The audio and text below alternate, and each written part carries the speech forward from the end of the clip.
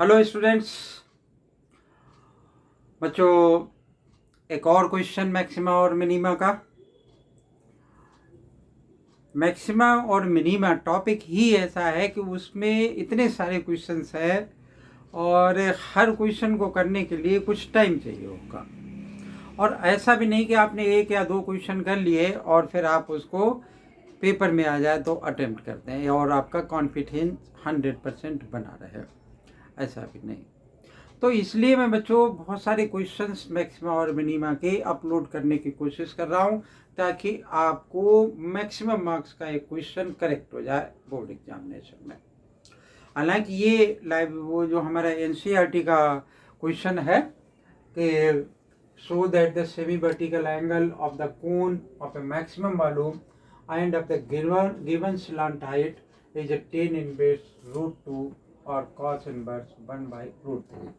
तो देखो बच्चों, जो हमारी एनसीईआरटी बुक है उस एनसीईआरटी बुक में जो है 10 इनवर्स √2 दे रखा है। ये 10 इनवर्स √2 दे रखा है। हमें क्या नहीं दे रखा है कि cos इनवर्स और 1/√3 नहीं दे रखा है। कोई बात नहीं, तो दोनों वैल्यू निकाली जा सकती हैं। तो यहाँ क्या कह रहा है कि the semi vertical angle of the cone of A maximum volume. तो एक कोण बना लिया हमने इस तरीके से, ये कोण हो गया। और सेमी वर्टिकल एंगल बनाने के लिए ये हाइट भी बनाई हमने। इसको हमने क्या ले लिया, हाइट मान लिया h, स्लांट हाइट l मान ली, ये रेडियस r मान लिया, ये a आ गया, ये b आ गया और इसको मैंने b सपोज कर दिया। ठीक है। अब ये क्वेश्चन में क्या कह रहा है कि सेमी वर्टिकल एंगल, तो सेमी वर्टिकल एंगल इसको मैंने क्या मान लिया कि अल्फा सपोज कर लिया। अब अल्फा के सामने ये, तो ये परपेंडिकुलर, ये बेस और ये एल हाइपोटेन्यूज होगा।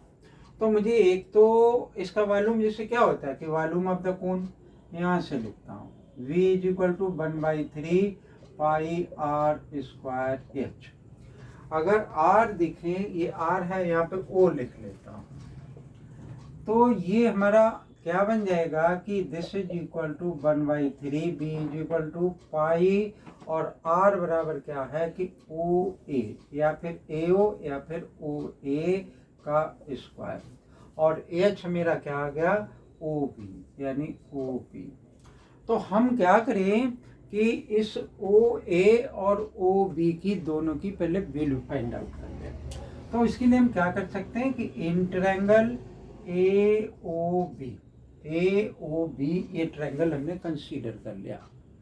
ये ट्रायंगल कंसीडर कर लिया तो OA divided by AB this is equal to how much, क्या हो जाएगा मेरा कि साइन, भाई ये परपेंडिकुलर और ये हाइपोटेन्यूज किसके बराबर होगा, साइन। अब OA किसके इक्वल है, R के, और AB किसके इक्वल है, L के। तो ये क्या आ गया साइन अल्फा, तो R is equal to L sine alpha. ठीक है, समझ में आ रहा होगा ये।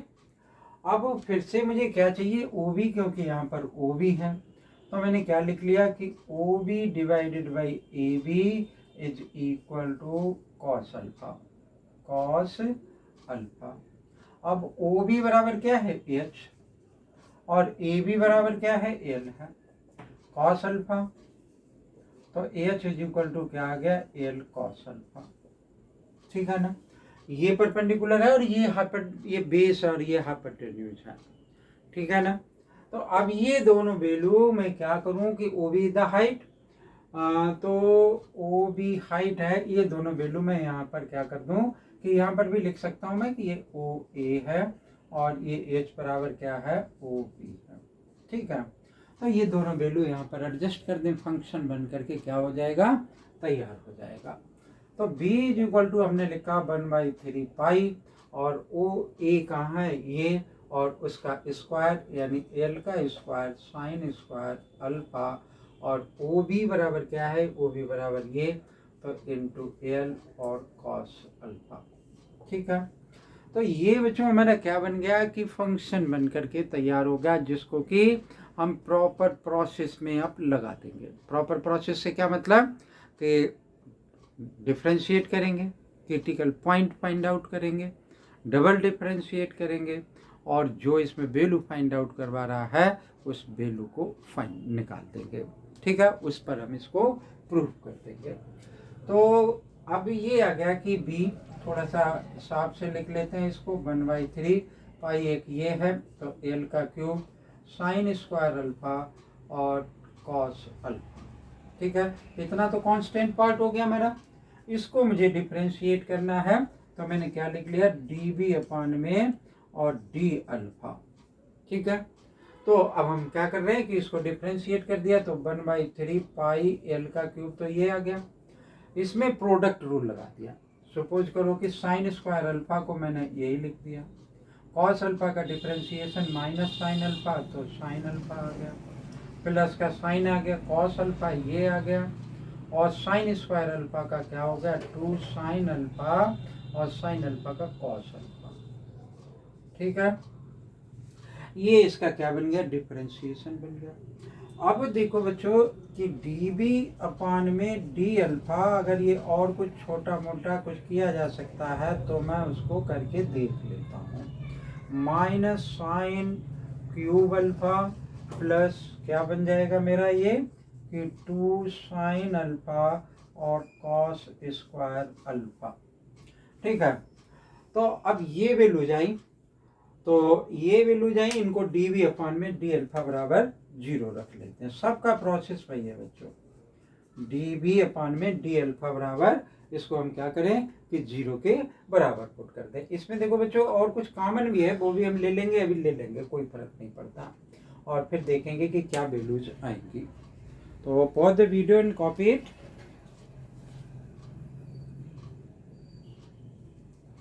थोड़ा सा रब कर लेते हैं इसको, ये वाला पार्ट हम इसका रब कर देते हैं।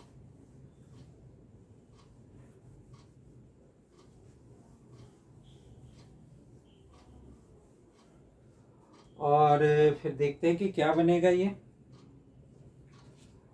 तो ये हमारा आया 1/3 और पाई एल का क्यूब और साइन अल्फा, इसमें से कॉमन आ सकता तो साइन अल्फा भी कॉमन ले लिया हमने, कि साइन अल्फा, तो माइनस साइन स्क्वायर अल्फा और साइन अल्फा कॉमन आ गया, तो प्लस का क्या आ गया, 2 cos square alpha, this is equal to 0। अब ये इतना हट गया तो मेरे पास क्या बन गया, minus sine square alpha plus 2 cos square alpha is equal to 0, इसके बराबर बन गया। अब 2 यहाँ है नहीं तो हम इसमें से 2 कॉमन ले लेते और बन के बराबर आ जाता। तो ये माइनस है, उस साइड कर देते हैं इसको, तो या फिर मैं लिख लेता हूँ क्या कि sine square alpha is equal to 2 cos square alpha, ऐसा हो सकता है ये। तो sine square alpha divided by cos square alpha is equal to 2। यहाँ से क्या हो सकता है कि tan square alpha is equal to 2 और tan alpha is equal to square root of 2। देखो ये तो ये ऐसा कुछ लग रहा है कि ऐसी पॉसिबिलिटीज है। अब मुझे तो मैंने ये भी लिख रखा है कि कॉस इनवर्स 1/√3, तो इसके फॉर्मेट में भी मुझे पहुंचना होगा। तो इस फॉर्मेट में पहुंचने के लिए मुझे क्या करना पड़ेगा कि जैसे हमारे पास क्या होता है कि sec square alpha is equal to 1 plus tan square alpha, इसका रेसिप्रोकल कर देते हैं तो कॉस में हो जाएगा, यानी क्या बन जाएगा मेरा 1/cos स्क्वायर अल्फा और इज इक्वल टू, ये तो इसके इक्वल हो गया 1 प्लस टेन स्क्वायर अल्फा। ठीक है, उल्टा कर देते हैं तो क्या बन जाएगा, cos square alpha is equal to 1 upon में 1 plus tan square alpha. Cos alpha है बराबर क्या हो जाएगा, 1 divided by square root of 1 plus tan square alpha.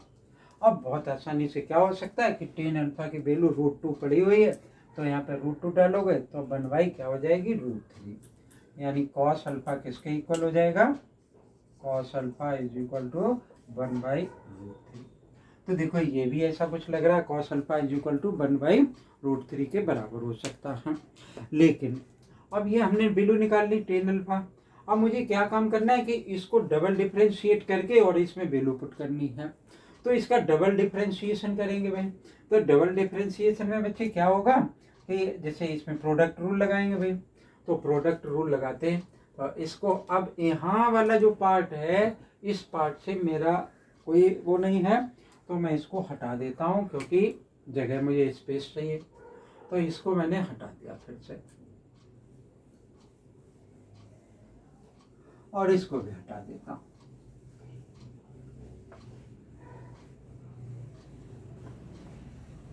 अब मुझे चाहिए ये, इसको डबल डिफरेंशिएट करने के बाद टेन अल्फा की जगह पर √2 और कॉस अल्फा की जगह पर 1/√3 वैल्यू पुट कर देनी है।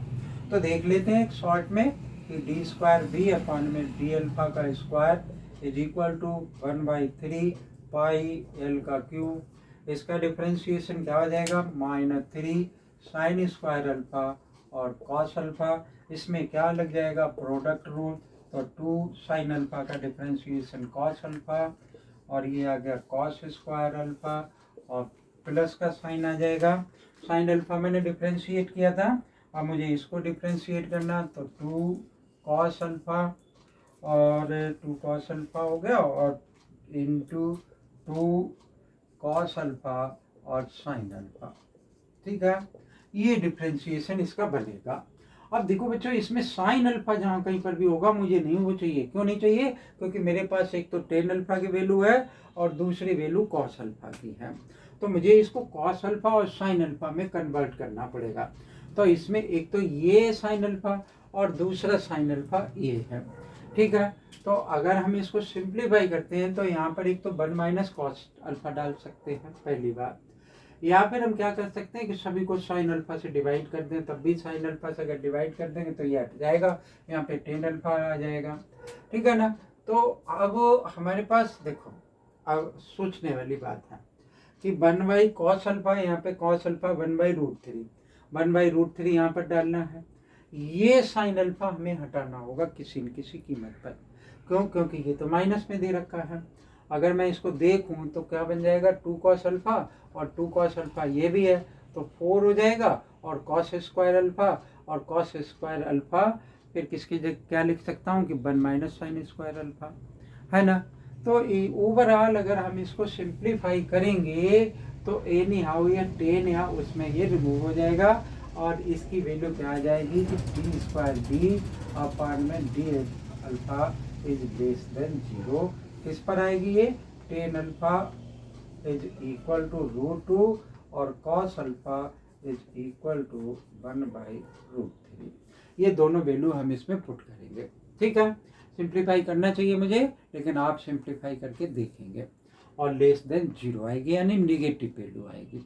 अगर ये निगेटिव वैल्यू आ जाती है इस पर, तो हमारे पास क्या हो जाएगा, then we get then tan alpha is equal to √2, alpha is equal to क्या आ जाएगा, टेन इनवर्स √2, और cos alpha is equal to क्या आ जाएगा, 1/√3।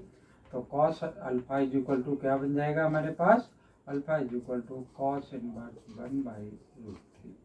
ठीक है, तो एक तो ये है और दूसरा ये है। बस इसमें आपने क्या करना है कि इसको कन्वर्ट करना है, एक तो कॉस अल्फा में और दूसरा टेन अल्फा में। ठीक है, तो ये क्वेश्चन था। उम्मीद है कि आपको समझ में आया होगा, क्योंकि देखो बच्चों, एक साथ में कई क्वेश्चन कराने से क्या होता है कि हम एक कर लेते हैं। ठीक है, एक करने के बाद हम थक जाते हैं, तो हमारा दूसरा करने की इच्छा नहीं होती है। तो आप वीडियो को पॉज करें और उसको देखें कि हमने उसको कैसे किया। अगर 2-4 क्वेश्चन आप इस तरीके से करोगे तो निश्चित रूप से ये आपको समझ में आएगा और आप इस टाइप के क्वेश्चन करना शुरू कर देंगे। ठीक है, अगर वीडियो अच्छी लगे तो लाइक ज़रूर करें। चैनल अगर सब्सक्राइब नहीं कर रखा तो चैनल को ज़रूर सब्सक्राइब कर ले। थैंक यू, जय हिंद।